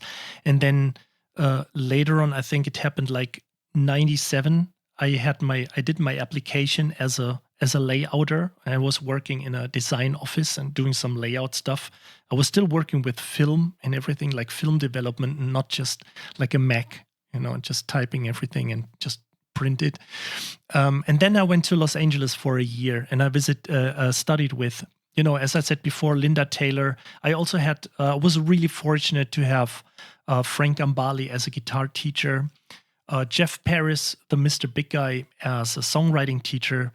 I mean, I owe these guys so much, so much. It was such an awesome time.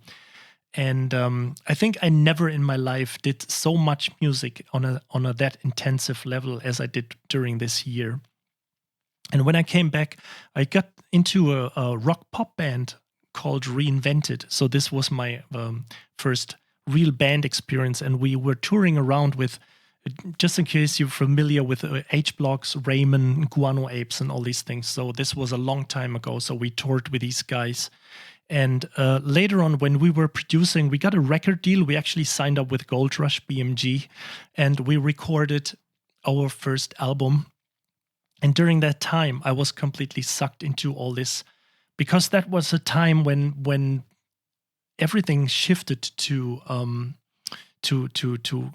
hard disk recording, or recording with computers.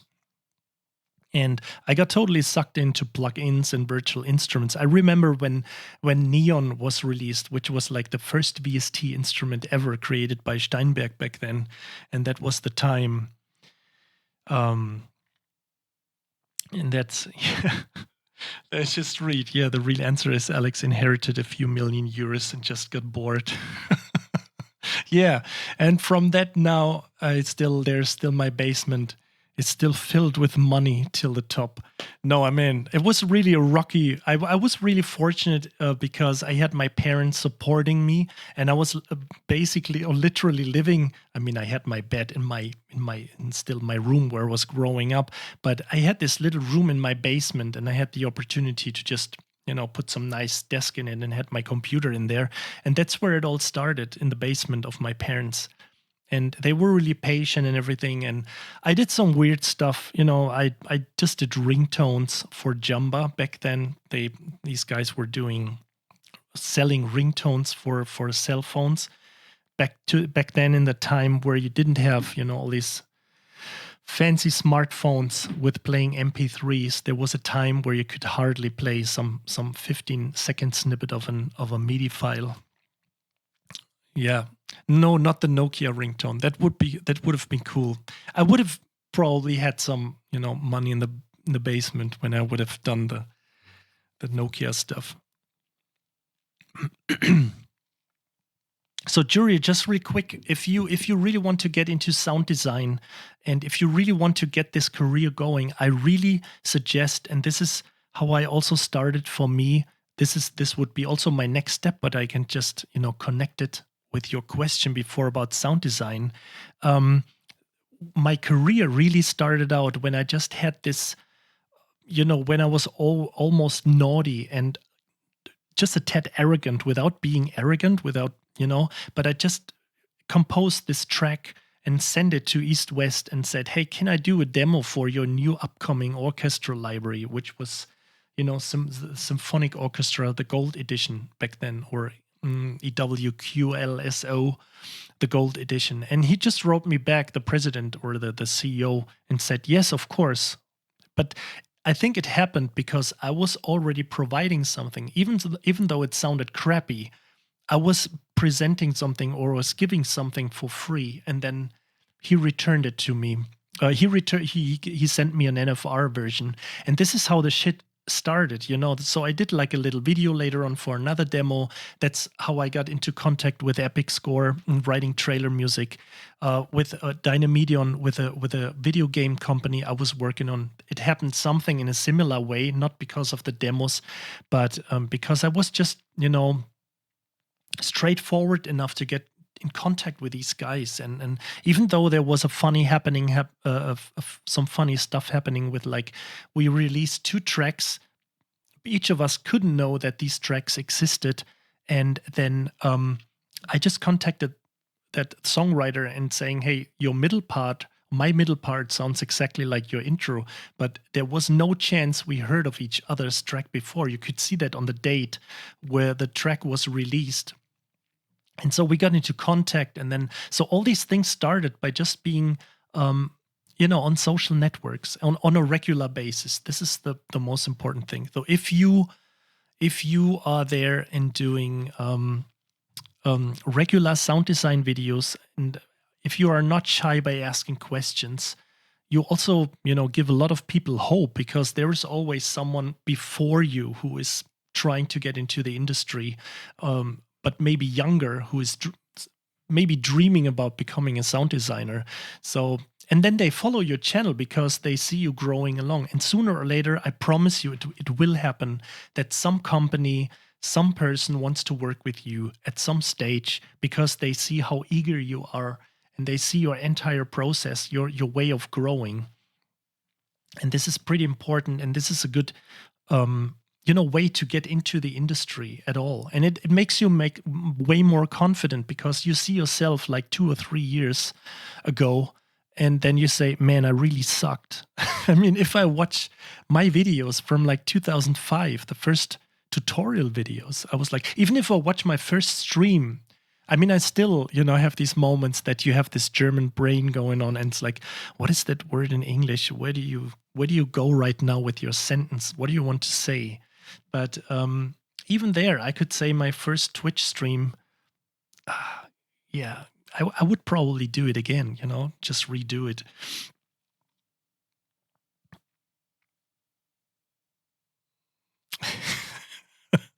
You want some more stuff from my studio? You write me a free track. Well, you can write me a free demo, or you can write a demo for my stuff, of course, and I will, send you the libraries you want, or just send me some music. But you are, yeah, you're pretty. But there will be actually, I just have to announce this right now, because when I see DJ Adam, because he was one of these people who really, really, and you were also one of these, one of the reasons why I had this in mind, and why I thought about I could do this. But yes, I know the library you want. But as I said before, it happens. So just advertising this real quickly. So next week, there will be a Junkie XL brass giveaway by Orchestra Tools. It definitely happens. I got the confirmation a while ago, but I didn't want to, rush it or put it in between somewhere. So it was pretty hard to not really talk about this for all the time, because I knew it for a little while. And yes, so this will happen next week, definitely.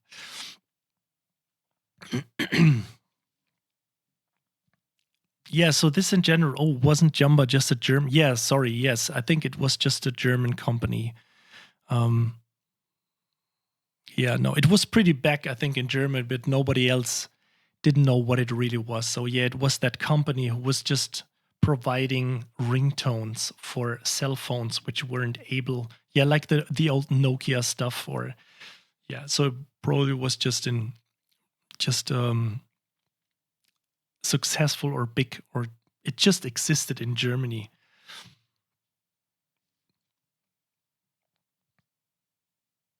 Yeah, I mean, this is what Andrea also says, don't be shy to ask people, send demos, listen to good music, always watch YouTube channels, and especially start doing it now. I mean, this is actually, thank you, man.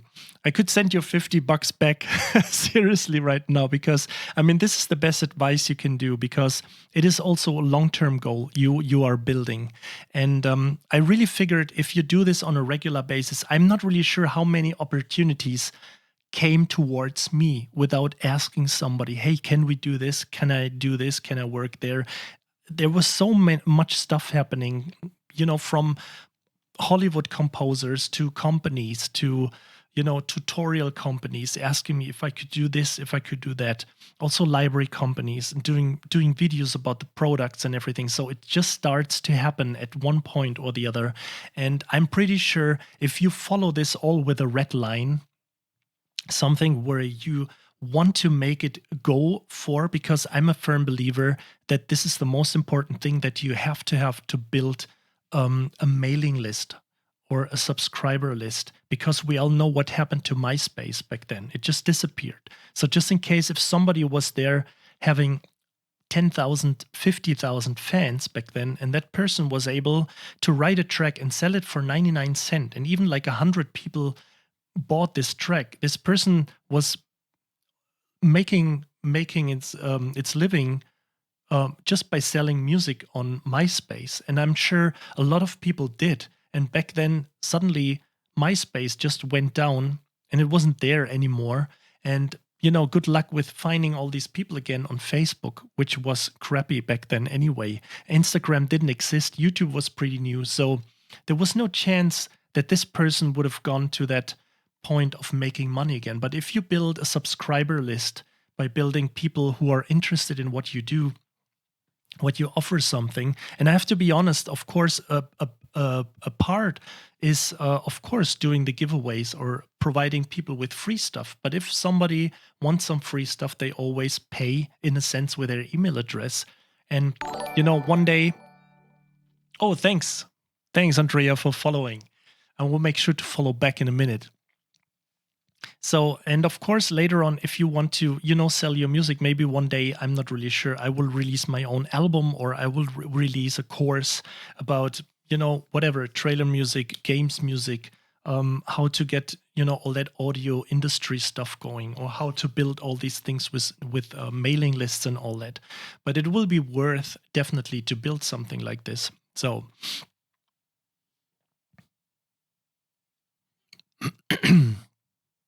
yeah, to be honest, I'm not really sure either if he was talking sound design, maybe for musical sound design or effects.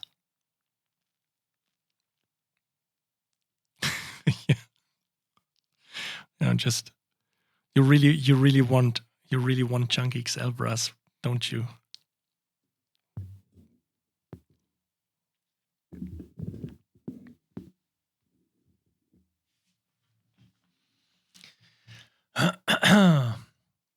Yeah, live streaming is definitely nice. It's definitely a good thing to do. And I just realized we're already like 2 hours. I remembered, oh man, we were just finishing like 35 minutes into the library and reviewing it and really talking about all the features. And now it's just 2 hours already again. That's definitely cool. So, so just in case you guys don't have any more questions, definitely check out Funky Bass. And I should also mention one thing that Andrea, I think I can say this, that you also said that you will provide some links. So just in case if somebody doesn't care about the giveaway but wants to get the library as a discounted price, even though it may be just for a few. I think I'm not really sure how Andrea exactly wanted to do it, but that there will be like if you are interested, let's do it like this. If you are interested to get Funky Bass right now, you don't care about the giveaway or something, let's do it like this, that you could contact Andrea and he will provide you with a sort of a hidden link which will work for a few days, where you can get a few percent, a little discount off the library. So I hope I didn't mess anything up. I said this as it was intended.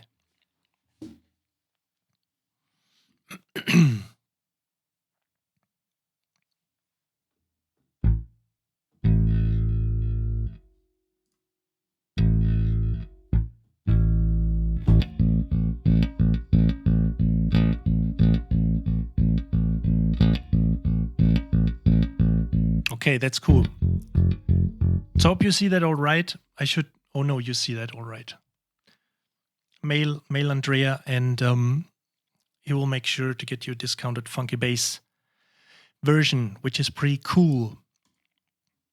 Okay, so just in case if you don't have any questions, I would just call it a day for tonight. And I'm not really sure, again, if I will be online. I actually will try. I just have to finish one big trailer album, and then I will definitely have a little bit of more time for streaming. Maybe I will do this like a full day or something, just sitting there and writing some music, and you can just chime in and watch me, hopefully not in underwear, just writing some music. But yeah. Yeah, so I would just call it a day for tonight. And as always, thank you for watching. I hope you enjoyed it. You will catch that video later on YouTube, just in case if you missed anything. Thank you, Andrea, for all, for the opportunity for providing a copy for the winner. And it was really a pleasure anytime again, definitely. And also very nice that you spent here in the channel and answering questions.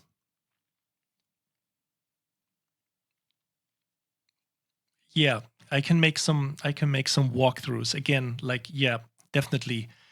Oh, you mean like walkthroughs through the tracks of the album? You mean you're talking about, or just general walkthroughs of going through music? But yeah, yes. Yes. Do you mean this or do you mean this? Yes. No. Yep. Yeah. I'm probably sure. Yeah. I got you that you're talking about. I'm not really sure if I can do this. But we will see. I will see if this is possible. I just have to really clarify because it's going to be really, I can't say anything, but it's really crazy.